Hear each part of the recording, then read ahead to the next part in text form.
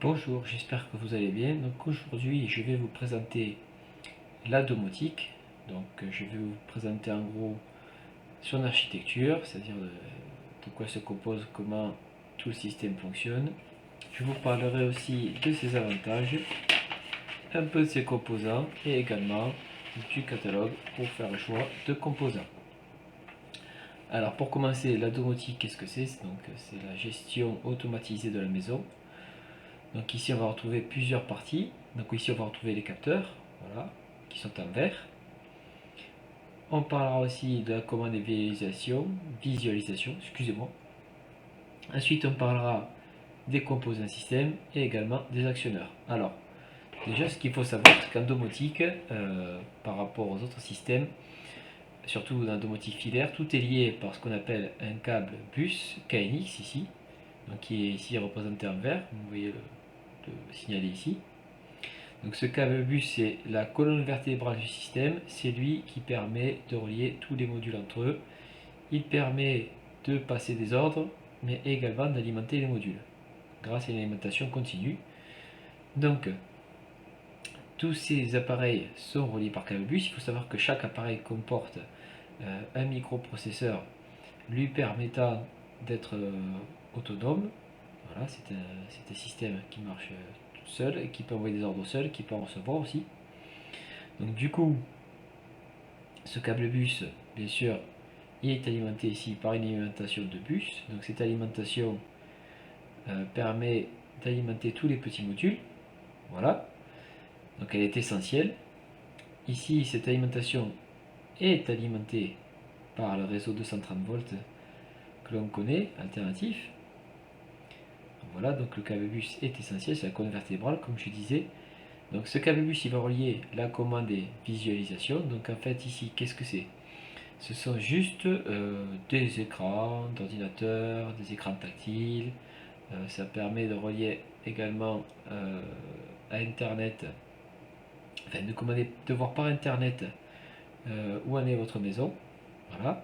Ici, vous avez tout ce qui est capteur. Donc ce qu'on appelle capteur, ça regroupe bouton poussoir, également capteur de présence, contrôle de température.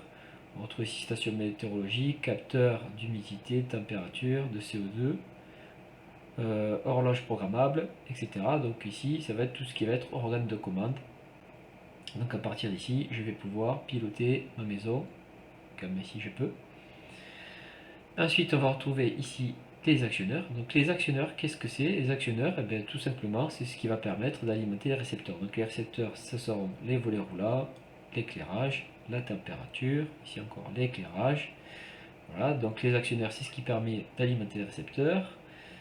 Donc ces actionneurs, ils sont alimentés par ici le bus pour faire fonctionner le module, mais également ils sont rejoués par l'alimentation de 130 volts qui va passer ici par eux, et ces actionneurs vont piloter les récepteurs et les alimenter grâce à l'alimentation de 130 volts alternative.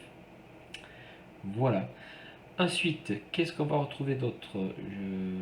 Donc ici, ça va être le routeur IP. Donc le routeur IP, tout simplement, c'est ce qui permet de se connecter au réseau IP sur le réseau bus. Voilà. Donc là, je pense qu'on a tout dit. Sachez que tout est connecté. Qu'est-ce que ça veut dire? Eh bien, tout simplement, ça veut dire que cet appareil-là peut aussi bien commander celui-là que celui-là. Et on peut le changer. Alors, c'est le gros avantage de la domotique, c'est que si on veut changer la configuration de notre installation, ça veut dire que si par exemple je veux que cet interrupteur, ce bouton poussoir ne commande plus cet appareil mais qu'il agisse sur celui-là, je peux, en modifiant le programme, changer cette configuration.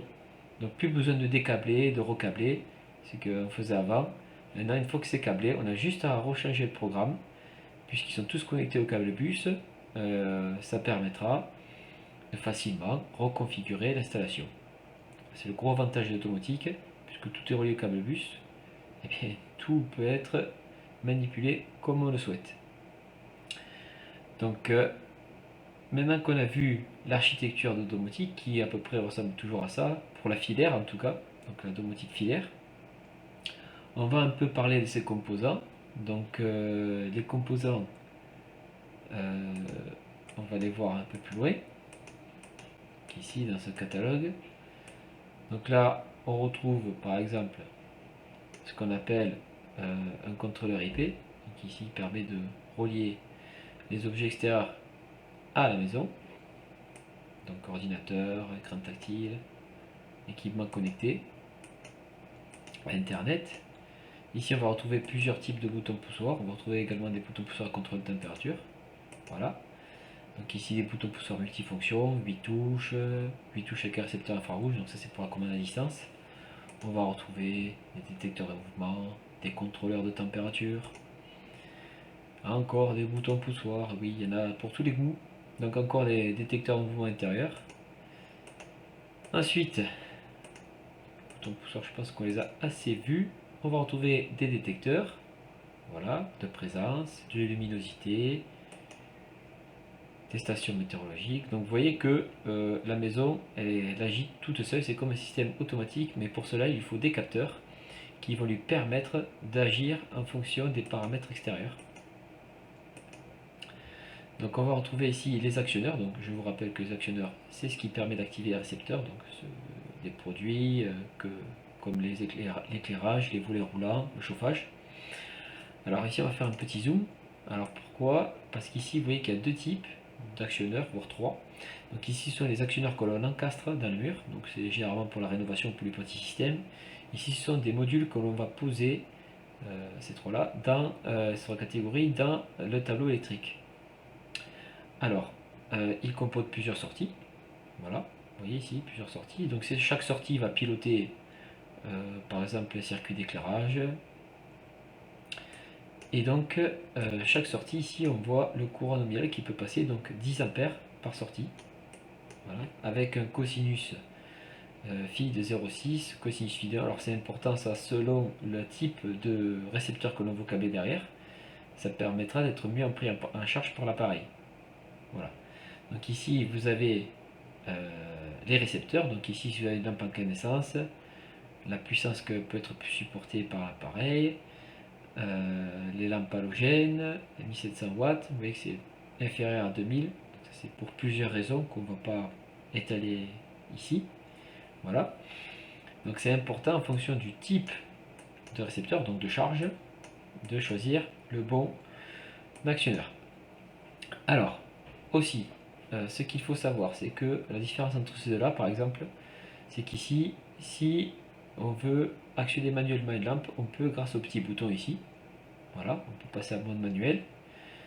Et ici, c'est pareil, sauf que ici, on actionne un levier, et là, on actionne un bouton électronique. Donc ici, si l'électronique est défaillante pour actionner l'éclairage, on peut toujours ici le forcer grâce à un levier, parce qu'ici, c'est mécanique, et ici, c'est électronique. Voilà la différence. Donc ici, il y a la mesure de courant. Voilà, donc ce sont des actionneurs avec mesure de courant. Fonction supplémentaire. On va retrouver également de la variation. Ensuite, on va retrouver encore des actionneurs encastrés, des volets roulants. Donc voilà, je pense qu'on a fait le tour. Vous voyez qu'il y a plusieurs types de choix pour plusieurs types d'activités. Voilà, je pense que j'ai tout dit pour domotique. Et bien écoutez, j'espère que cette vidéo vous sera utile et je vous souhaite une bonne journée.